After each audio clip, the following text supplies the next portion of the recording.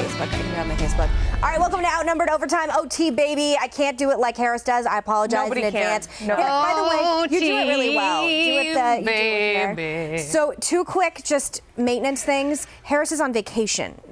Everything's fine. You can follow her on Instagram and social media. I think she was just left the Netherlands, if I believe. Yeah. She's on vacation with her family. It's fine. She was re-engineering the Dutch clap skate in order to have competitive ice racers go even faster. It's very exciting. Yes, 100%. So a lot of people didn't know that she was a footwear engineer.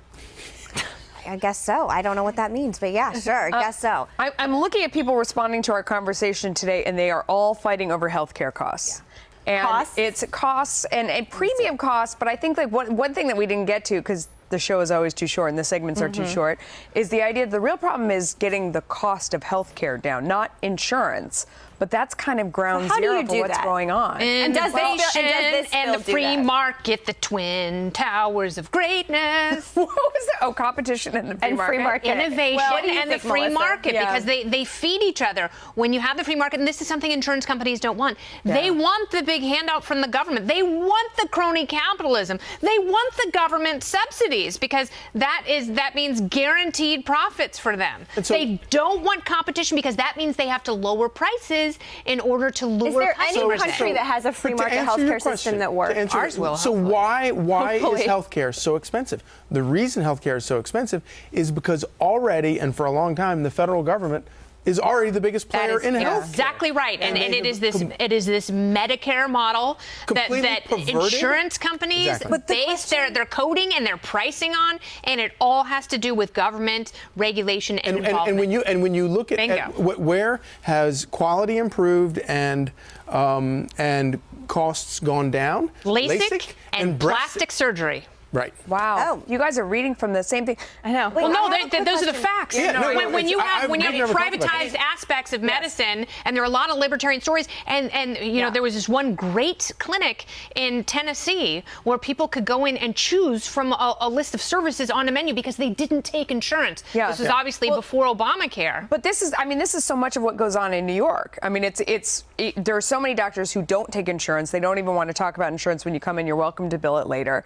So you call ahead and figure out what the price is, figure out what you're going to do. I'm going to come by for a visit. What is it going to be? I mean, it kind of operates like that already. The problem is, of course, if you don't have any money to pay them in the first place and then to get it reimbursed later, and that's most of America. Or if you go to the hospital because you don't have money or insurance to get, things checked out, and you wait to get covered until you have an emergency, we pay for that.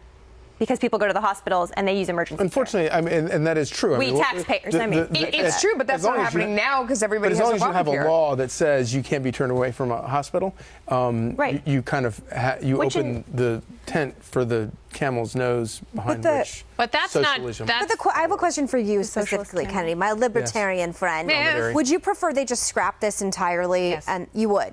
Okay, so it's like when the bill fails. If you were promised for your Sweet 16 that you were getting a brand new car, but then your parents showed up with your mom's crappy Volkswagen, that's 15 years old, and just sort of spray painted it with some shellac and said, "Here's your new car." Yeah. Like, no.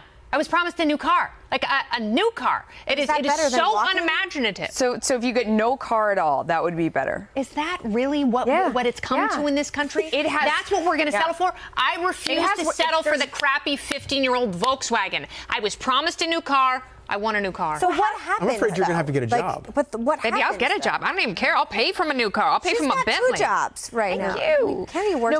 But the point is, for my money, Charlie. what you're looking for is not going to happen. So then what?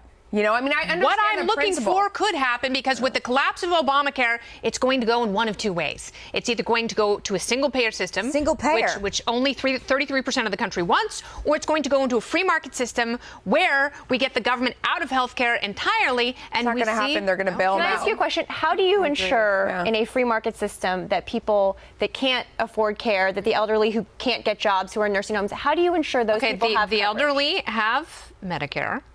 Right? A lot. Well, like 2/3 of people in nursing homes actually have Medicaid and get their nursing home coverage through Medicaid. Okay. Understandably, there is something called a safety net. Not everyone qualifies for a safety net. Right. Should rich people rich old people qualify for the safety net. But there should be still some safety net. Okay, but should rich people qualify for the safety net? No. Of course not. Right. But we don't have means-tested entitlement in this country. And for people who haven't paid into Social Security is an entitlement. For people who've paid into it, well, sure, so they deserve to get that money. Safety net, just less. There should be some social safety net. It should be very small. But the problem is, this is not a social safety net. Right. Yeah. This is a giant cargo net that is dissolving under its own weight. I just think when you... I read an interesting tweet from Mary Catherine Ham, who, if people haven't seen her story about Obamacare, her husband passed on very tragically. She had 2 young kids. I believe she was actually pregnant at the time. 7 months pregnant. She has a absolutely horrific Obamacare story. And I retweeted one of her tweets yesterday. And Matt Dowd, of all people, was talking about why she's wrong and we need to basically go to socialized medicine. You can look at the Twitter feed in and of itself. And I don't understand why her story also doesn't matter. The story of the person who got screwed over by Obamacare. It's only the people, the small amount, by the way, who have benefited. The crux of it real quick, who are listening and don't know. I tried to say it on TV a while ago, and I'm gonna mess it up. But basically, she pays an absurd amount in premiums, and it kept getting switched over before and after she had her child, and it made a difference that her husband had passed on. But I'm definitely butchering that. There's a great article she wrote about it. You can just Google it. But I'm just saying, people should read it. Why does her story not matter? Well, that's what makes me most crazy. Like, her story as a widow of 2 children automatically becomes obsolete to Democrats. Well, but I would say on the flip side, there are a lot of stories. Millions of people now have health care because of Obamacare. It is not perfect. I will be the first person to admit that. Those stories have to matter to Republicans. But they don't. But that's not useful. I mean, it is useful. No, it's not. There are a lot of stories, Melissa, of people where it does. But I talked to so many people who said, I'm so excited for the first time I have health care. And then they found out that when they went, it didn't buy them anything. No. They were paying a premium and they had a huge deductible. And their premiums keep going up. Every Democrat around me in New York who had this story, okay, I mean, whether it's like the hairdresser or it's the person who works in the nail salon, like whatever it is, it's like all the people who are like, I didn't work at a place where I got health care and now I finally have health care. And Melissa, you have to understand that because they know I work Medicaid expansion. All those people Medicaid are expansion. But they're working people. And millennials, you have to pay 1/3 of your paycheck forever, even though you're healthy, hardworking, tax-paying. You're going to have to pay 1/3. Doesn't matter if you're married, doesn't matter if your kids, doesn't matter if you're trying to save for a home, for the American dream. You're going to have to pay for everybody else. I'm on an exchange. My premiums have doubled in 2 years. They have doubled. In Arizona, it's up over 116% with one provider in every county except one. So one provider. The horror stories that's not healthcare. Just because more people are covered by crappy healthcare, premiums are going to go up regardless. Okay, if we stay on Obamacare, premiums